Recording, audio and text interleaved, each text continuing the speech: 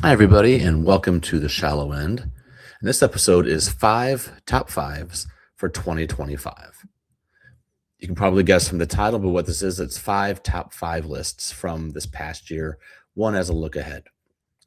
So I don't know how long this could take. This could be a 20-minute episode. This could take 45 minutes. I really don't know, but I'm excited to do it. I think it's really important to take stock, to look back, to try to improve, to think about what worked, what didn't, what's interesting, and what isn't. So let's just kind of get right to it. Here are the categories that you're going to be hearing. First, you're going to hear my 5 favorite pickups from 2025. From there, it'll be what I found to be the top 5 notable happenings in card content in 2025. From there, it's the top 5 hobby storylines of 2025. Then it's the top 5 storylines to watch in 2026. And then finally, we'll end off with the 5 favorite cards overall in my collection as we reach the end of 2025. So I think this will be kind of fun, something different. 5 top 5s for 2025. Let's get going. First, we're starting with 5 favorite pickups, the 5 best pickups that I had. I shared top 16 pickups on Instagram recently, but there's been a little bit of shift in my top 5 since then. I rethought one of the cards. The card that was originally number 3 has fallen back to number 5, which is still pretty great. And here's the card. The card is the 1998 Donruss Crusade Brian Jordan Red out of 25. I look for this card forever. And so I think when I think about this card, and one reason it dropped from number 3 to number 5 is I think more about the chase than the card. It's remarkable. I'm so glad that I finally found it at a reasonable price. But to be honest, I think I like the purple better as the look. So I'm a little bit more drawn toward the serial number than I am to the card. But still, just to finally get to the end of that journey, that's pretty, I'm pretty happy. Number 4, 1999 Pacific Prism Red Barry Bonds. I'm hesitant to use the term ghost card, but this is basically that. The print run of this, as stated by Mike Kramer, who was the force behind Pinnacle, is anywhere from 124 to 135. I've heard a couple of different things. So you might be thinking, oh, well, that's not that small. There's only 3 graded by PSA. They were supposed to be in Walmart retail boxes. They may have sold out. The ones that didn't sell out were destroyed, most likely. There's 3 graded by PSA. Mine is a 6. They are all 6s. This popped up pretty late in the year, and I overpaid for it a little bit. But a couple of years ago, I got kind of cute with one. I thought I could wait a little bit. I thought I could dance around it, and then somebody grabbed it before I could. Okay, number 3, 2011 Rittenhouse WNBA Maya Moore out of 225. Her story is absolutely incredible. Maya Moore's. It's just unbelievable what she did. She's probably one of the 1 or 2 greatest winners overall in the history of women's basketball. When you think about what she accomplished in high school and college and the pros, right up there with Breanna Stewart, she cut her professional career short because she wanted to focus on criminal justice reform, and then she got her law degree, and she's been doing that for the last 6 years. It's really, really remarkable, her story. Plus, this card in hand the white on this is so vibrant. It's really stunning. At one point, I actually considered consigning this card, and I sent it off, and I panicked, and I reached out to the consigner. I need that card back. It had already been sent to Fanatics Collect, and the consigner, Nick from Morph, really worked with them to get that card back to me because I thought, oh my God, I cannot get rid of this card. What am I doing? What am I doing? And getting this card back after not having it for about a month or so makes me appreciate it even more. Number 2, 2020 Stadium Club Shohei Ohtani variation. This, in my opinion, is Ohtani's best looking baseball card. It's not chrome, not even numbered, but it is fairly short printed. It looks amazing. What a beautiful image. If you've never seen it before, jump onto Card Ladder or maybe on eBay. There might be one there, and just have a look. He's sitting in the dugout in his Angels uniform before the game, just relaxed. It looks like a Norman Rockwell painting. Just I love having this card in my collection. We'll come back to this card again later in a different capacity. And then lastly, my number one pickup for 2025 and maybe for every year is 1947 Bond Bread Jackie Robinson portrait facsimile auto. I've got a future episode coming up on this card, so I don't want to step on that too much. I don't want to spoil it now, but I can't believe this card is in my collection. I just can't. This card should be in a museum, not in my PC, but there it is. Okay, so that's the first top five. From there, let us move on to the next top five, which is the top five notable happenings in the world of sports card content. I don't talk about content a whole lot. Sometimes I do, sometimes I don't. Most of the time that I don't. But I think now that we're into the year, I just want to take stock and think about where content is headed, where it's been, and just some of the better and worse happenings of this year. Okay, so number five is Chris Hoge returns to long form content with the Hogecast. Of course, he famously had House of Jordans starting in the late 2000 teens, and he's on the crossover here. He's on Sports Card Live with Jeremy Lee. He's a guest on so many shows. He's been a guest on my show. But long form is where he really shines, as he dives into the thoughts of cards, how to collect cards, how he collects cards, how he thinks about them, the decisions he makes, the philosophies within them. It's the podcast that when it popped up, I didn't know it was coming. I guess he had started doing it on YouTube first and then brought it to audio as well. I did not know that. And when it popped up, at first the logo was the House of Jordans logo. He didn't have the Hogecast logo yet. And I'm like, are you serious? Is this actually coming back? And it has not disappointed. This is a way of thinking about the hobby and collecting in a way that has not been done for some time, in audio form and I guess video form as well. And so I'm really thrilled that he's back. It just, whenever an episode drops, I know I'm going to be listening to something useful. Number four, number five was a positive. Number four, I'm going to say it's probably the one biggest negative on this list, and that is content hegemony. Man, there were so many YouTube channels and Instagram feeds and audio podcasts and other forums and Twitter and whatever else in which everybody's talking about the same thing. Is blank good or bad for the hobby? Shill bidding, and I don't even know what else. Is the hobby in trouble? And it was just episode after episode. And sometimes I would think, where is the original thinking going? Is this actually exciting for people to do? Because it's not exciting for a lot of us to listen to. And I think that sometimes content producers like myself, we confuse getting clicks with getting engagement. We confuse getting clicks with getting respect. And I think the more that we can produce original content and thoughtful content for collectors and less, hey, let's go see what the big thing is this week and then talk about it for the next 10 days, we can do better. And I include myself in that. Number three, the reinvention of sports cards live. This happened so early in 2025 and maybe late 2024. I can't remember. But when Jeremy Lee moved it from a single guest format to a roundtable to a multi-guest format, almost like a talk show with multiple guests every week, he just reinvigorated his channel. That thing is so good now. It went from me looking at it and thinking, okay, who's the guest going to be this week?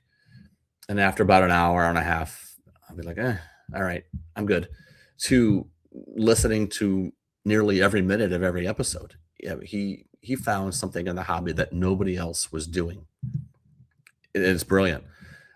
So congratulations to him. And this is a guy as well that, along with Adam Gray, co-hosts the monthly Fanatics Premiere auction, which is can go 4 to 5 hours. The kind of content he's producing is just so good at the moment. He's got a book coming out next year as well.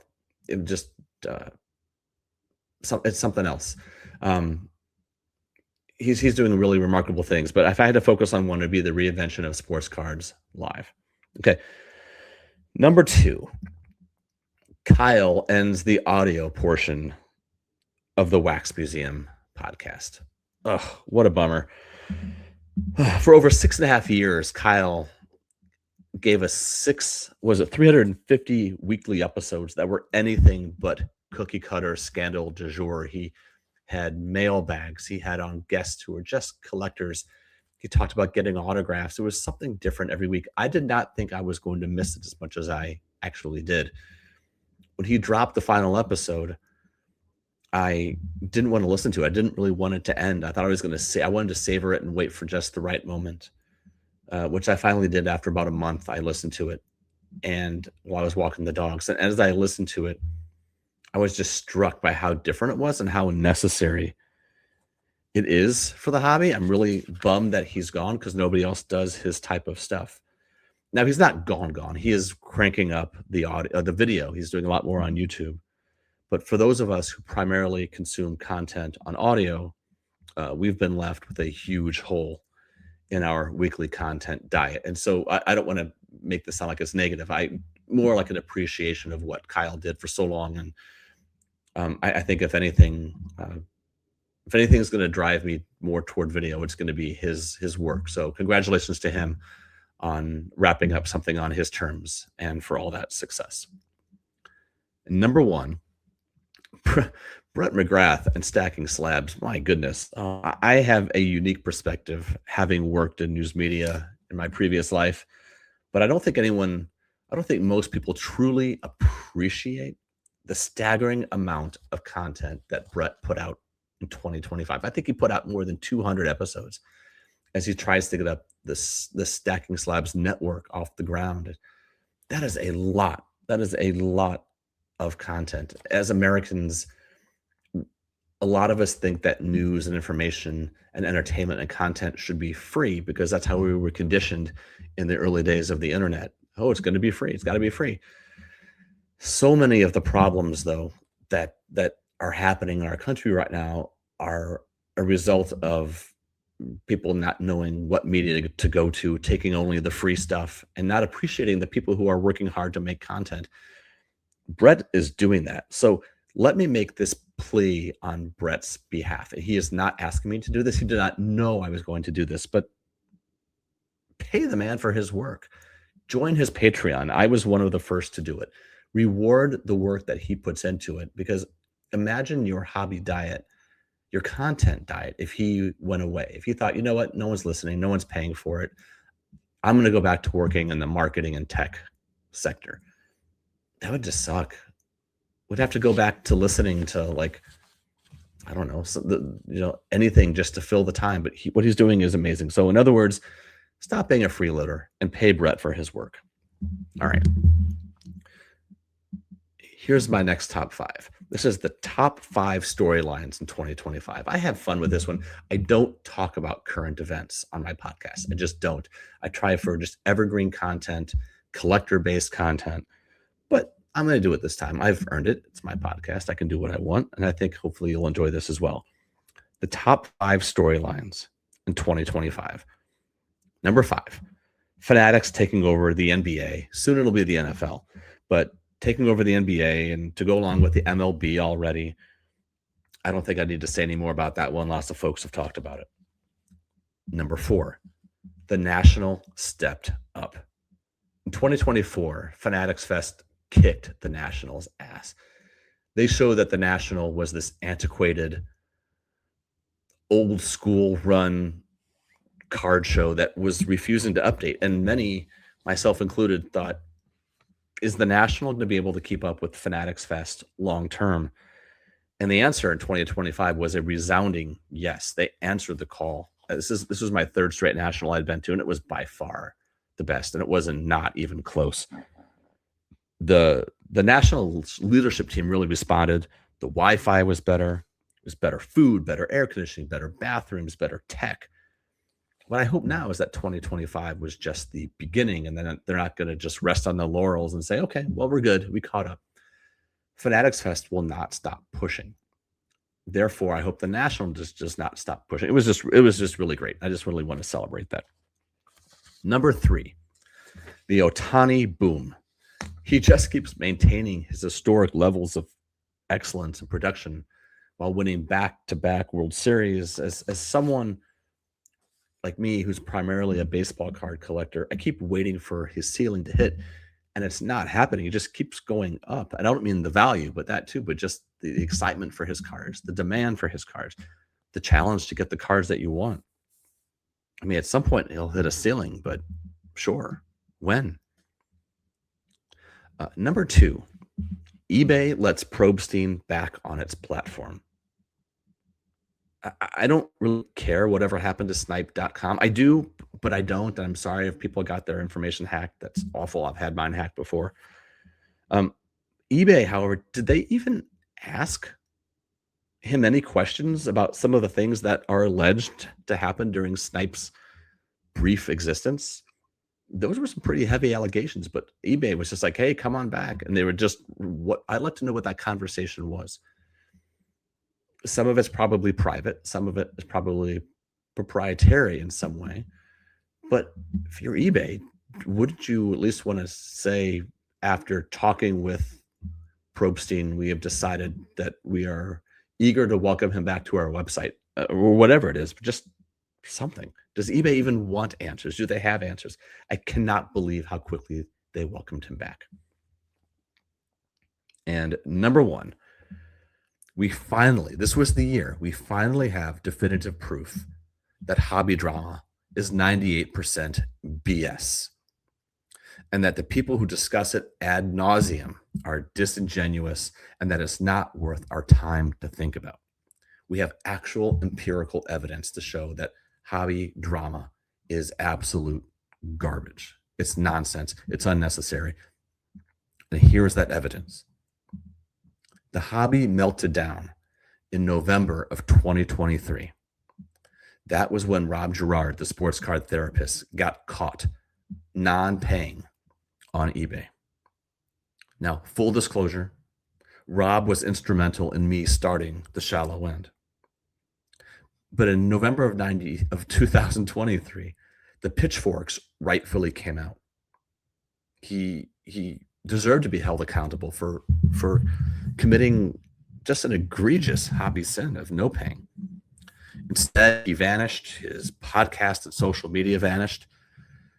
And, for weeks, if not months, people just hammered on him and say, this is the scandal, and this is others. This is just the latest cause, and blah, blah, blah, blah, blah. And just beat it to death and saying he vanished. He just never even stood up and answered for it. Well, on September 7th of this year, he returned to be a guest on an episode of Big Ken's Sports Cards Lessons podcast. And at the very beginning, they didn't dance around it. At the very beginning, they opened about talking about what happened. And Rob admitted what he did. He was self-accountable for it. He just said that he did it. And then the two of them had a conversation. And how did the hobby react? Barely a whisper. This is what they were calling for. This is what they wanted. They wanted him to talk about it and to be accountable. And you know what? He did it. And he did it in a very thoughtful, logical way. I wish personally he had not waited almost 2 years to do it. But he did it. And the hobby, the ones who were like, oh, where is he? Where is he? Well, he came back, and then people just sort of talked about it. Said, oh, I think he was on the air with Sports Card Lessons or with Ken at some point. Oh, yeah. Which shows that we didn't actually want a resolution. We didn't actually want him to be held accountable. The hobby just wanted to pound on someone. And, he deserved to be pounded on. But when he finally did the right thing and talked about it a little bit, no one cared. That's not what people wanted. That was the evidence that we needed right there, that hobby drama is not about coming to a resolution. It's not about coming to an end. It's not about making things better. It's just about the drama itself. It is tautological at this point. Hobby drama is about hobby drama. All right. Here is the next top 5 list. There's 2 more. This one is top 5 storylines to watch in 2026. Number 5, can Ohtani mania continue? The World Baseball Classic returns. The Dodgers will be going for a three-peat, and Ohtani will be going for his 5th MVP. It's not likely, but it is actually possible. There is a greater than 0 chance, but it's possible that in just one calendar year of 2026, Ohtani and his Japanese squad could win the World Baseball Classic. His Dodgers could win the World Series, and he could win both the Cy Young and MVP awards. That would be just incredible, remarkable. If that happens, I don't know what happens to his cards. I'm done predicting what his cards are going to do at this point. Okay. Number 4, it's nearly a year away, but on December 1st of 2026, baseball's collective bargaining agreement expires. Insiders who are actually plugged in are reporting it could be the most contentious negotiation since 1994. That was the year the owners canceled the World Series, and baseball was devastated for years after that. Who knows what this could mean for collectors of ultra-modern baseball cards if that were to actually happen. Number 3, the Syndicate, LOL. They've been relatively silent since paying $13 million for the 2007-2008 dual logo man, the one with autos of a post-playing days Michael Jordan and the sexual assaulter who used to play for the Lakers. They bought some other cards too, but the most hilarious angle for all of this is the Wonder Shine Index. That's their creation. The Wonder Shine Index, in which they declare the values of their own cards. I hereby declare the creation of the Shallow End Index, where each day going forward, all Brian Jordan cards are now worth $100,000 apiece. It'll be fun to see what the Syndicate tries to make matter in 2026 and how the hobby responds with a collective yawn. Number 2, Fanatics taking over football. Enough said. And number 1, Pokemon taking over sports card shows. Folks, it is getting so bad. It is really, really bad. I'm fully supportive of the Pokemon hobby and all TCGs. It's awesome, but it's a separate hobby. Remember like in the 3rd Matrix movie where Mr. Smith, he's trying to take over the entire world, and he'll stick his finger into someone or stick his hand into someone, and they morph into him. And by the end of the movie, there's like 10 million Mr. Smiths. That's essentially what is happening at card shows. Pokemon is sticking its finger into sports cards, and it's turning booths into more Pokemon tables. And I'm not saying this from a point of jealousy or anger, just from a point of when I go to a sports card show, I want to go to a sports card show, and it's actually turning me away from sports cards. There was one a few weeks ago, a 70 table show that happens like 4 or 5 times a year in my house.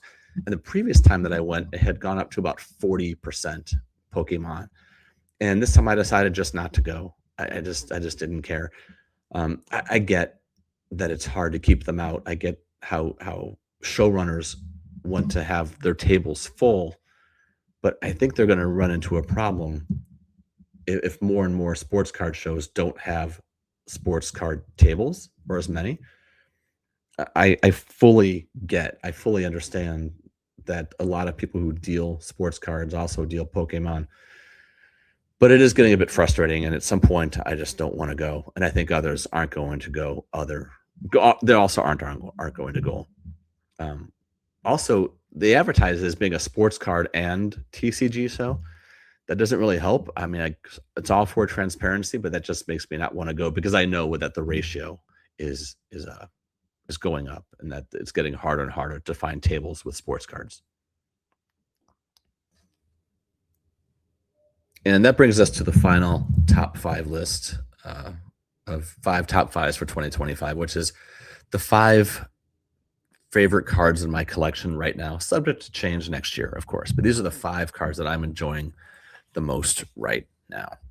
Some of these were the cards that I acquired this year, so they'll be repetitive. I'll try not to spend too much time with those, but I will go through each of them.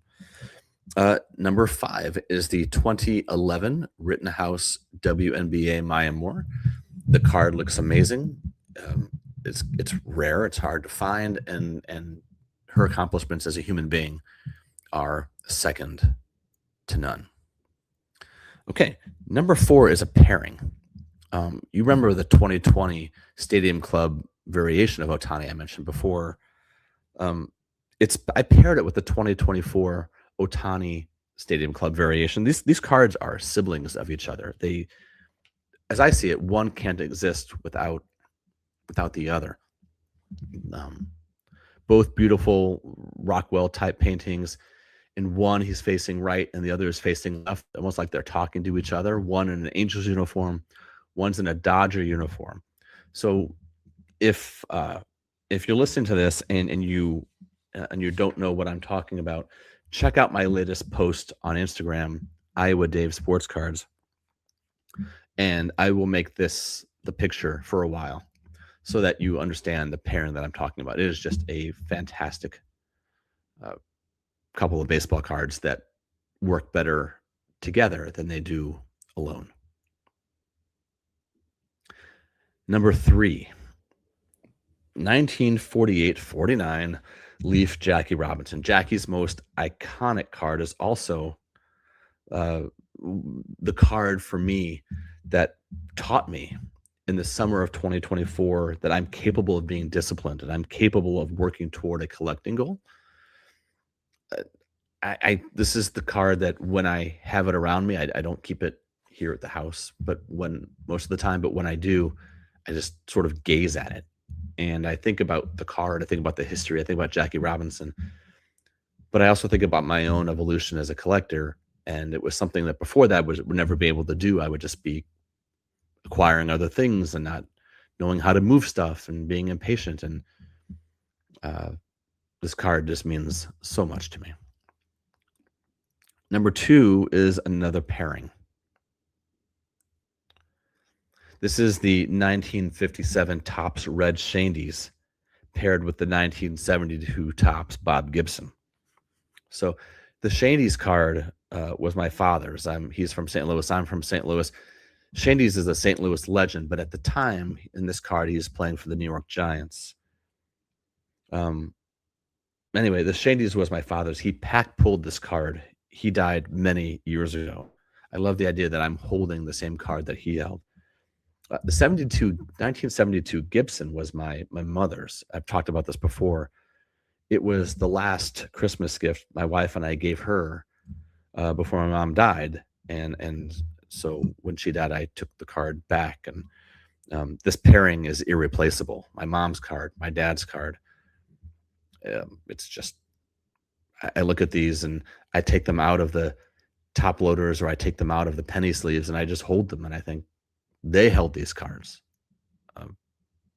It's just, I don't even ever want to grade these cards because that way I would never actually be able to hold them. So they're just in my binder on a vintage page. And when I page through it, I know exactly what they mean. I'm not sure anybody else does, but I will always know. Okay. And then number 1, I already talked about it, but it is the number 1 card on my collection now. The one I'm enjoying the most by far, the 1947 Bond Bred Jackie Robinson Portrait Facsimile Auto. Maybe it's recency bias. I don't really care. I've had this card for about a month and I still cannot believe I am its new caretaker. I said this before, I'll say it again. It should be a museum, but for some reason it's in my PC. So that's it. 5 top 5s for 2025. Thanks for coming along for the ride and Happy New Year. Happy collecting. I hope that your 2026 has good health and great cards and everything else you could possibly want in front of you. I'm Dave Schwartz, Iowa Dave Sports Cards on Instagram. This is The Shallow End, and I will see you all in 2026. Take care.